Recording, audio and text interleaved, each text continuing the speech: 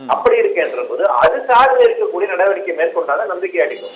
ஏனென்றால் இந்த மாதிரி இண்டஸ்ட்ரீஸ் அகேன்ஸ்ட் இவங்க பொல்யூட் பண்ணிருக்காங்க. முன்னாடியே போன வருஷம் கூட வந்து பாத்தீங்கன்னா தெர்மல் பவர் ஸ்டேஷன் அகேன்ஸ்ட் வந்து பாத்தீங்கன்னா ஏறத்தாழ 5 கோடி ரூபாய் அளவுக்கு ஃபைன் பண்ணிருக்காங்க பொல்யூஷன் கண்ட்ரோல் போர்டு. அந்த 5 கோடி ரூபாயை ஃபைன் பண்ணிட்டு மீண்டும் சுற்றுச்சூழலை வந்து பொல்யூஷன் பண்ணிட்டு தான் இருக்கு. தெர்மல் பவர் ஸ்டேஷன் மாசுபடுத்தி கொண்டு தான் இருக்கிறாங்க. எனவே பொல்யூஷன் கண்ட்ரோல் போர்டுடைய நடவடிக்கை என்பது வெறுமனே வந்து ஃபைன் பண்ணுவது, அவங்களுக்கான அவதாரம் விதிப்பது அப்படிங்கிற நிலைமையில தான் இருக்கு. அந்த அவதார தொகையை வந்து கட்டிவிட்டு மீண்டும் மாற்று செய்கின்ற வேலையை தான் தொடர்ச்சியாக அங்க இருக்கக்கூடிய தெர்மல் பவர் ஸ்டேஷன், அங்க இருக்கக்கூடிய சிபிசிஎல் போன்ற அமைப்புகள் தொடர்ச்சியாக செயல்பட்டு கொண்டிருக்கிறார்கள். அப்ப இதை பார்க்கின்ற மக்கள் அரசுடைய நடவடிக்கை மீது எந்த விதமான நம்பிக்கை இல்லாம தன்மையில தான் இருக்கிறாங்க. அதனாலதான் அவர்கள் என்ன கோரிக்கிறாங்க, இதற்கான நிரந்தரமான தீர்வு என்ன அப்படின்னா, முதல் படியாக இனிமேல் புதிய ரெட் கேட்டகரி இண்டஸ்ட்ரீஸ் வடசென்னையில் கொண்டு வரக்கூடாது. நம்பர் 1, அதான் அவங்களோட கோரிக்கை. இரண்டாவது கோரிக்கை, அங்கு ஏற்கனவே செயல்பட்டு கொண்டு இருக்கக்கூடிய ரெட் கேட்டகரிஸ் இதெல்லாம் ரொம்ப பழமையாக இருக்கக்கூடிய ரெட் கேட்டகரிஸாக இருக்கின்றதோ அவற்றையெல்லாம் டீகமிஷன் செய்வது, அவற்றையெல்லாம் கொஞ்சம் கொஞ்சமாக மூடுவது, வேறு இடத்திற்கு ரீலோகேட் செய்வது. இந்த இரண்டுக்குமான சாத்தியக்கூறுகள் என்ன இருக்கு என்பதற்கு ஆராய வேண்டும். அதற்கான ஒரு குழு அமைங்க, அதற்கான ப்ராப்பரா ஸ்டடி பண்ணுங்க, ஒரு சயின்டிபிக் அனாலிசிஸ் மூலமாக இதற்கான சாத்தியக்கூறுகள் எந்த அளவுக்கு இருக்கு என்பதை கண்டறிந்து இந்த தொழிற்சாலை வந்து வேறு இடத்துக்கு, வேறு பகுதிக்கு இடமாற்றம் செய்கின்ற வேலைகளை முன்னெடுக்க வேண்டும். இதுதான் அந்த மக்களுடைய கோரிக்கையாக இருக்கிறது.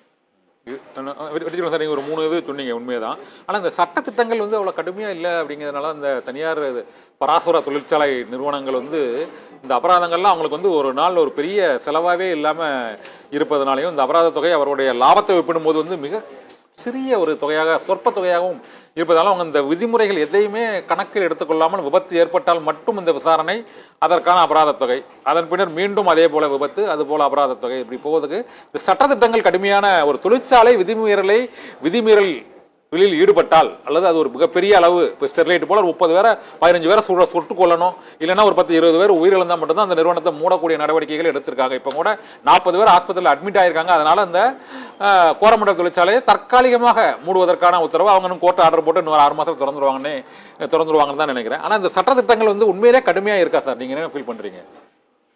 இல்ல, உண்மைதான், சட்டத்திட்டங்கள் கடுமையாக இல்லை.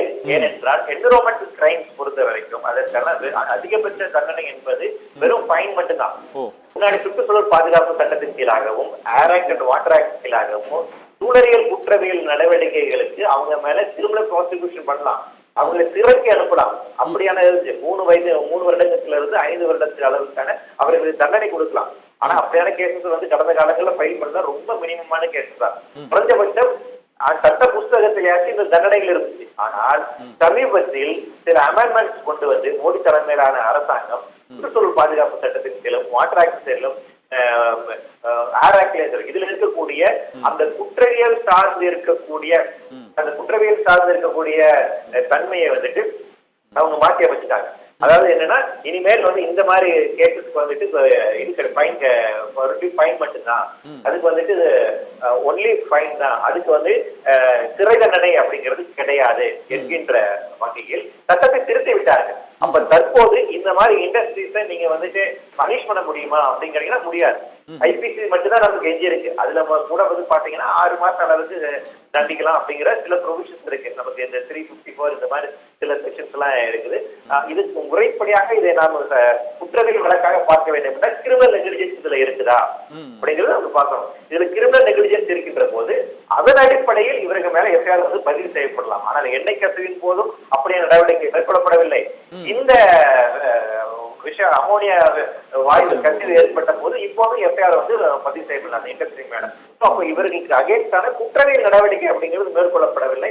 அதுதான் இந்த இண்டஸ்ட்ரிக்குமே ஒரு தைரியம் தருது. சரி, நம்ம ஃபைன் தானே கட்டிக்கலாம், மக்களுக்கு இழப்பீடு தானே, அது 1000 2000 எண்ணெய் கசிவுக்கு எவ்வளவு கொடுத்தாங்க? 12000 கொடுத்தாங்க. ஒட்டுமொத்தமா வாழ்வாதாரமே அவங்களுக்கு வந்து போயிருச்சு. ஆனா 12000 ஒரு போட்டுக்கு 10000 அப்படின்னு நிர்ணயிக்கப்படுகின்றது இல்லையா? இந்த ஃபைனை வந்து நம்ம கட்டிக்கலாம் அப்படின்னு அவங்க நினைக்கிறாங்க.